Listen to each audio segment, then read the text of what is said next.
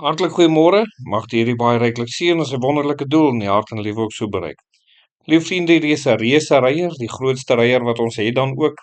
Hy is 'n sentimeter van 135 tot 150 sentimeter groot dan, 'n gewig van 3 tot 3,4 kilogram wat hulle weeg. Uit die aard van die saak oor hulle groter is, vang hulle dan ook groter vis en soms word hulle beroof van daardie vis dan ook.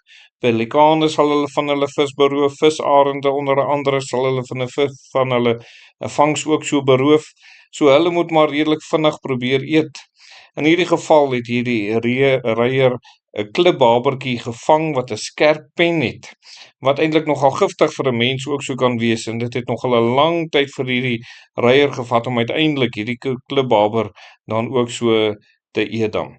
Nou lieve vriende, ons deel met u dan so rondom die saak van mense wat allerhande verskonings het waarom hulle die Here nie aanneem nie en waarom hulle die Here nie wil vertrou om hulle kosbare siele te red nie. En een van die redes wat daar is daar's mense wat net geen hoop meer oor het nie. Hulle het om een of ander rede 'n leuen van die duiwel begin glo en nou het hulle nie meer hierdie hoop nie. Nou sê die Bybel vir ons wonderlike dinge oor dit wat mense mag sê waarom hulle nie hoop het nie. Daar's mense wat sê, ek het nie hoop dat die Here my kan red nie, want ek het te veel sonde, ek het te veel sonde gedoen. Ek het te veel verkeerde dinge gedoen waarvoor ek myself nie kan vergewe nie. En liewe vriende, die saak is sekerlik dit dat die Here kan vergewe en die Here kan vrymaak. Johannes 8 vers 36 staan daar, as die Seun julle dan vrygemaak het, sal julle waarlik vry wees. So dis God se antwoord vir hierdie mense. Die Here sê, ek kan jou vrymaak, ek kan jou vergewe, die Here kan dit sekerlik vir jou kom doen. Die ander kant van die munt is ook, dat die skrif ook in Galasiërs 6 vers 7 sê, moenie dwaal nie. God laat hom nie bespot nie, net wat die mens saai, dit sal hy ook maai.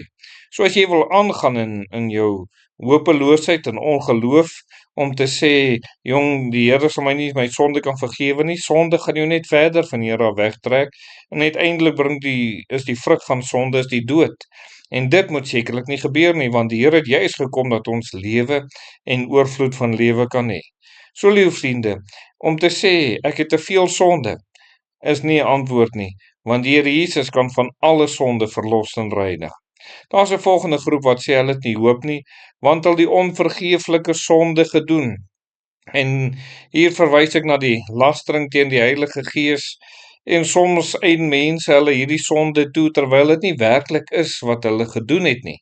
En liewe vriende, as iemand die onvergeeflike sonde gedoen het, dan sal daar nooit weer in so 'n persoon se hart of 'n begeerte wees, 'n bekommernis wees oor die ewigheid, oor waar hulle die ewigheid sal deurbring nie. Hulle sal ook nie oor hierdie saak eers dink om te sê dat daar nie meer vir my hoop is nie. Hulle sal nie spyt of berou hê oor enige sonde nie. Iemand wat die onvergeeflike sonde gedoen het. So enige iemand wat sê wat spyt of berou het en nou dink, o jong, ek het nou te ver gegaan, ek het teen die Heilige Gees ook gesondig, ek kan nie vergewe word nie. U is verkeerd. Romeine 10 vers 13 sê, want elkeen wat die naam van die Here aanroep, sal gered word. As daar enigsins by u net 'n behoefte is of 'n hoop kon wees, dat die Here my dalk kan vergewe, moet u sekerlik weet, u het hierdie vaste sekerheid, die Here wil en kan en sal u vergewe. Daarom moet u na hom toe kom en dit ook so vir hom kom vra, en die Here sal sekerlik u vergewe en u red. 'n verdere saak wat daar is, liewe vriende, waarom mense nie hoop het nie, hulle sê die Christelike lewe is te moeilik, want hulle sien, ek sal, as ek my sonde gaan bely en laat staan, gaan ek my vriende verloor, en in baie gevalle mag dit daartoe lei dat mense se hele lewenspatroon, lewensgewoontes wat hulle het, 'n roetine wat hulle het, heeltemal gaan verander. Iemand wat byvoorbeeld nooit in die kerk was nie, en sy roetine was om op 'n Sondag met die boot te gaan ry, of by een of ander sport besig te wees, of daarso by vriende te kuier, of dit was die inkoopiedag gewees. So 'n persoon weet, my lewe gaan verander, ek gaan nou my lewe aan die Here oorgee, en die dag van die Here is nou die dag van die Here, ek gaan die Here eer, vir al die jare wat ek dit nie gedoen het nie, gaan ek die Here eer, ek sal sorg dat ek in die huis van die Here is, en die Here dien. Ek gaan dalk nie meer by al die dronkpartytjies wees nie, ek gaan beslis nie daarin deel nie, want ek is nou 'n kind van die Here, ek gaan 'n voorbeeld begin wees. En liewe vriende, en dis hierso waar dit sekerlik kom, dat so 'n persoon sê, o, dit mag te moeilik wees. Wel, die Bybel sê net die teenoorgestelde. Spreuke 13 vers 15 sê, 'n goeie verstand verskaf guns, maar die weg van die ontroues is hard. Liewe vriende, as jy ontrou teenoor God is, as jy in sonde lewe, dit gaan 'n harde lewe wees. Nie net nou nie, maar ook hierna. Is daar 'n ewigheid wat wag, wat so 'n persoon vir ewig en altyd in 'n swaalbrandende hel gaan wees. Dit gaan hard wees.